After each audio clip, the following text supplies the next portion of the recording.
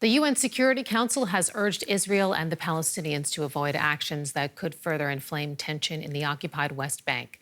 There is growing international concern about escalating violence that's been some of the deadliest in the region that it has seen in years. DW correspondent Rebecca Ritters went to the West Bank to talk to people on both sides of this conflict.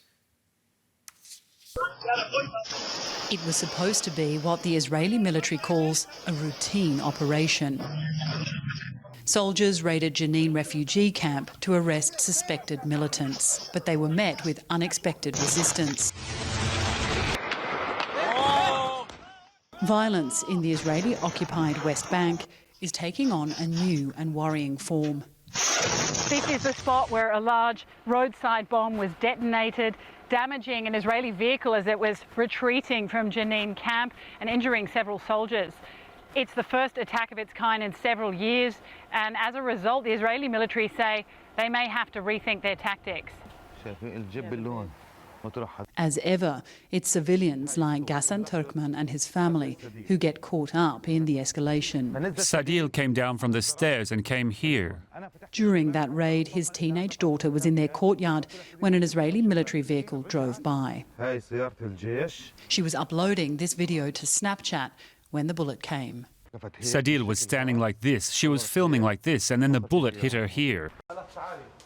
The Israeli military says it's investigating. Her family are convinced she was killed by Israeli gunfire. Elsewhere in the occupied West Bank, there was more violence. The Palestinian militant group Hamas says they carried out this attack in response to the raid in Jenin. Two of their gunmen opened fire at this roadside restaurant near the Jewish settlement of Eli, killing 4 Israeli citizens. The attackers came from there. One came here and the other one went over there. He was first to be hit. The girl he was with managed to run away, thanks to God. Then the terrorist entered and fired inside. Another one of our students was hit in the leg by shrapnel.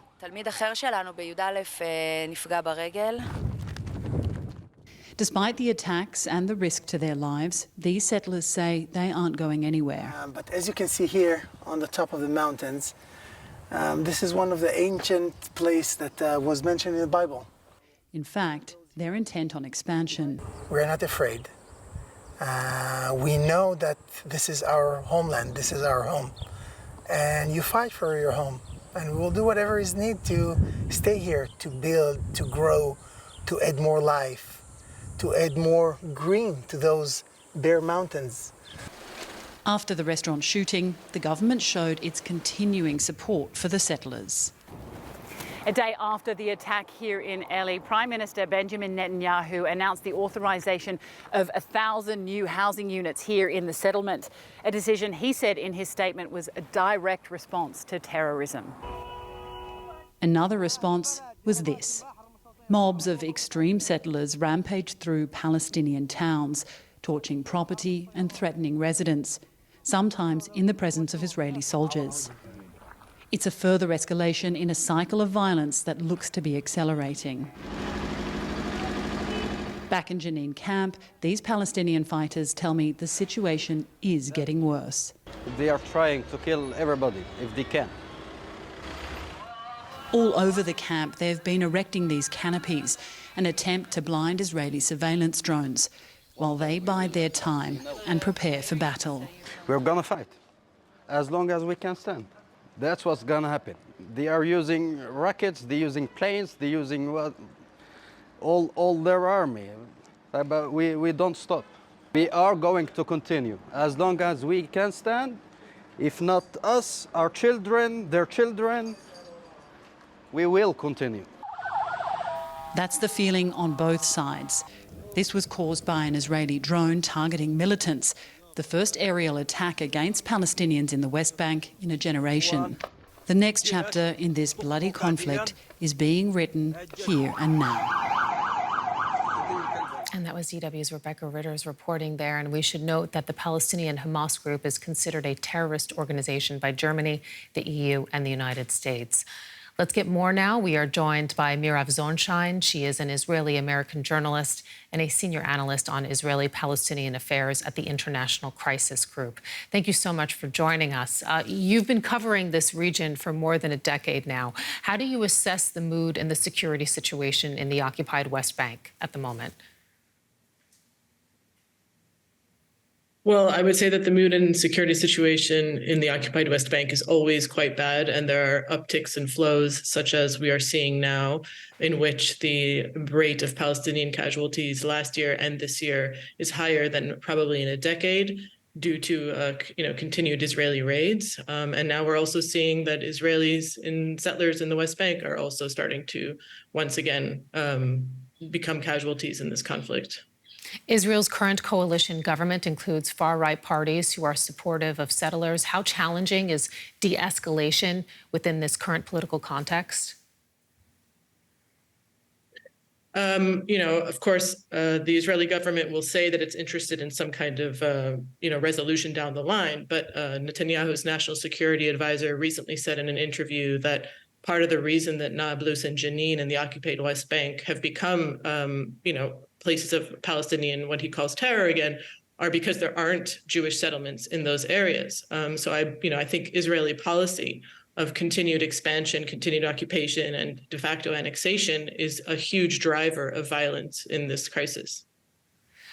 If we focus on the Jenin camp itself, and we have to mention that you're sharing your views here, if we're focusing on the Jenin camp, Palestinian militants used a roadside bomb against an Israeli raid.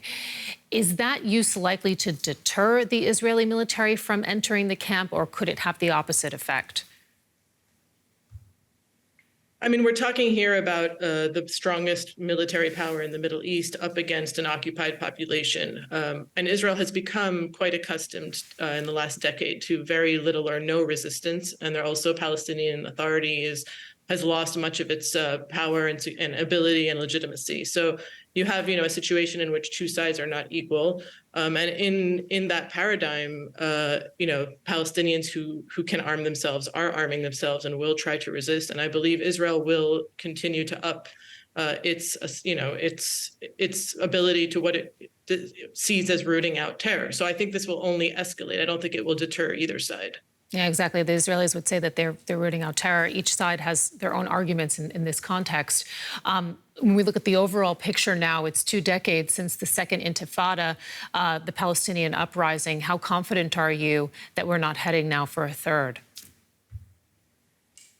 Well, I think the framing of a third Intifada is problematic because of the fragmentation and the extent to which Israel has managed to fragment and divide the Palestinian communities, between Gaza, the West Bank, Jerusalem, Palestinian citizens of Israel.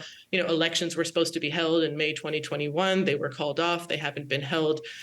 So talking about a third Intifada is problematic in the sense that Palestinians don't have the ability to organize efficiently on a political level, much less on an armed level. So I think you're going to see chaos. And if you think that chaos is a third Intifada, then that, you could call it that. But what we're seeing is definitely an entrenchment of patterns that we've seen for decades now. And unfortunately, I don't see it getting better or de-escalating. Thank you very much for joining us to share your view. As we mentioned, you have been covering this crisis for the past decade. Mirav Zonshine from the International Crisis Group. We appreciate it.